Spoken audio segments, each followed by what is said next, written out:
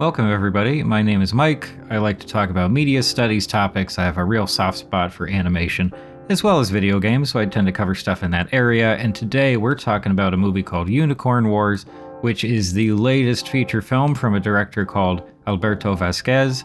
If you're into animation, then there's a good chance that you watched or at least heard about his previous movie called Birdboy, which I like quite a bit. Made a video about it. You can check that out if you want to. Unicorn Wars is similar in some ways, specifically in that it juxtaposes cutesy character designs with extremely dark and realistic content. Unicorn Wars has been recommended to me a bunch of times, and I finally got around to watching it, though unfortunately not in the theater. I missed the theatrical run, which is a shame. So instead I rented it here on YouTube, which I don't tend to do all that much, and it actually screwed me over. This is kind of fun. I was on literally the last 10 minutes of the movie when my internet just cut out completely. So I reset, and by the time that I was back up and running, YouTube was like, oh no, you're done. Like, your session's over. You don't have the license to watch this rental anymore. So goodbye. So anyway, with all that out of the way, feel free to join me for a quick review of Unicorn Wars with some light analysis and plenty of recency bias. The first thing I noticed about this movie is just how many different companies and organizations put in money to make it happen at all. So if you're not too familiar with like the filmmaking business, all of the logos that you see at the start of any movie are companies that just had something to do with the movie. And for bigger movies, you typically don't have that many of them. Most of the time, it's just like the big studio that's responsible for the thing overall. You have the production company that actually made the movie, and then maybe you have a distributor as well. It depends on the situation and whether they need a distributor at all. But for like indies or art house movies, there are typically a lot more logos because they had to get their funding from a bunch of different sources, and a lot of these sources likely didn't have anything at all to do with production, so they weren't involved in like the actual making of the movie. Their role was just to contribute money. They contributed toward the budget so the thing could get made. So like, if you pay X amount of money, then you'll get your logo at the start of the movie and in the credits. Anyway, Unicorn Wars at the start had, I want to say, like at least 15 different like company and organization logos. Definitely above average, which sort of implies that this movie barely got made, and it probably also implies that the production budget wasn't that big either. So why am I mentioning all of this stuff? Well, because one of the most important points that I want to make here is that I am very happy that this movie got made at all. If you dig back through my old videos, you're gonna hear me say that a lot, often about like small movies and small video games. Because if you want creativity, if that's something you're looking for in the media that you consume, you've got to go to independent work. Like, it's incredibly rare that major studio movies or AAA studio, video games are going to impress you with sheer amounts of originality. It happens sometimes, but it's not the norm. It's just not very common in that space for reasons that we can talk about some other time. And I'll say right now that I admire this filmmaker's work and the team members that he works with. Both Birdboy and Unicorn Wars are visually impressive, they're inventive, and they're relatively original as well. I will always appreciate those qualities regardless of my more subjective feelings about a particular movie. So whether or not I really like the movie, I respect all of those elements. Okay, I think that's enough setup, right? Let's get to the meat. And actually, that's a pretty fitting word for this movie because there's a whole lot of carnivorous activity. Is that a spoiler? So I kind of wish that I wasn't very aware of how other people feel about this movie, especially on the internet. But the fact is, I am. I've seen some reviews, I've seen some videos, I've seen, review aggregators and that kind of thing. And I'll say right out of the gate that I find it a little disappointing that so many people seem to be reducing discussion of this movie to some pretty minor surface level elements. For example, This movie has plenty of gore, and some of it is genuinely yucky. I'm not going to say that it's disturbing.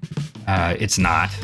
I've seen worse. I feel nothing. But people are very much zeroing in on the gore and the violence in this movie, specifically because, I think, of the contrast between that violence and the character designs and the world building. So the premise of this movie, if you don't already know, is that teddy bears and unicorns are at war over a magical forest, which in no way resembles any pre-existing real-world religious or military conflicts. And that makes for a good pitch, I think. You just say, okay, this is a war movie about teddy bears and unicorns. It's the kind of idea that you might mention to somebody, and you both chuckle for a little bit, and then you move on with your lives. But as the premise of an entire movie, not even a short film, but a feature film, and more specifically as the premise of a movie that doesn't seem to do a whole lot with that premise beyond just presenting it as a goofy gimmick, I just don't think it's all that interesting. In fact, I've talked about this plenty before. There will always be a surface level novelty to combining stuff that's meant for kids with stuff that is very much not meant for kids. Don't Hug Me, I'm Scared is kind of the shining example of that combination, but there have been many other instances as well. And at least for me, that combination works well as a gimmick, but not as like the substance of an entire work. Even just going back to Don't Hug Me, that gimmick of taking something that looks like a kid's show and making it all f***ed up is the least interesting part of that show to me. It is a great way to get people through the door to look at your thing, which God knows is extremely important here on the internet, but Don't Hug Me, I'm Scared has so much more to offer, and that's the stuff that really interests me. So, does Unicorn Wars offer more than this somewhat overused gimmick? Sort of, but there's a big asterisk on the tail end of that one. Without getting into too many story spoilers, I'll just say that this is a war movie that feels very much like other non-teddy bear war movies. More specifically, it bears the most resemblance to the kind of like acid war movies that we got on the back of the Vietnam War. So think like Apocalypse Now, Full Metal Jacket, that kind of stuff. And in those movies, they have a lot of the trappings of more traditional war movies, such as, movies about like World War II, World War I, Revolutionary War, etc. But there are also all of these added elements of confusion, abstraction, nihilism, and even psychedelics. At the center of Unicorn Wars, there are two brothers who are very different from one another. One is a kind person, very weak, sort of ugly, and very passive overall, while the other is vindictive, two-faced, violent, insecure, and deeply, deeply troubled. The passive brother is able to see through the ideology and the dogma that he's been raised on about how unicorns are just evil entities that need to be genocided. The bad brother is the exact opposite. He believes all of the dogma, and he also sees the ongoing conflict as an opportunity to do terrible things and appease his own inferiority complex. So all through the movie, I kept asking myself, what does this movie do that other war movies have not already done? What does this movie do with the medium of animation that hasn't been done before? That kind of originality is something I really care about. And for the first question, I think the answer is probably nothing. Because since at least the late 1960s or early 1970s, war movies have very frequently questioned the foundations of violent conflict, whereas earlier war movies more or less affirmed the need for war while also bolstering propaganda efforts of their respective countries and ideologies. Unicorn Wars definitely is not the first war movie to reflect on the roots of war and the underlying factors that make it possible for people to do horrific things to other people.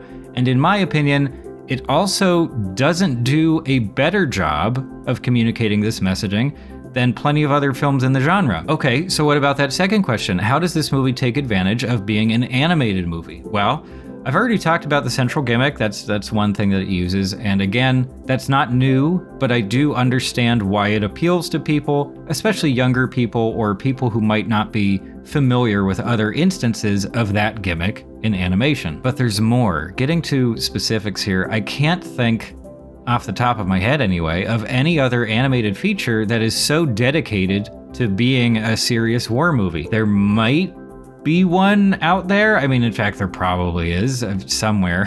I guess there are elements of that and like wizards. Still, I applaud Unicorn Wars for committing so fully to this concept. It clearly wants to say a lot of things about violence and power and maybe even mental illness. And at the absolute baseline, it communicates this messaging through some really fantastic visuals. I'm sorry, I should have talked about the visuals earlier, I guess, but now's as good a time as any. This is a really gorgeous movie. I think the art direction is fantastic, and much more so than Birdboy, Unicorn Wars makes excellent use of highly saturated color palettes, which is another element that sort of nods in the direction of contemporary children's animation. So when we bring all of these elements together, is the final product something that I would recommend? Is this a good movie? Well, dipping back into my highly subjective feelings on the movie while watching it, I didn't enjoy it all that much. I mean, from the first real sequence, not the opening scene, but where we start getting introduced to characters and stuff, I already knew what the themes were gonna be.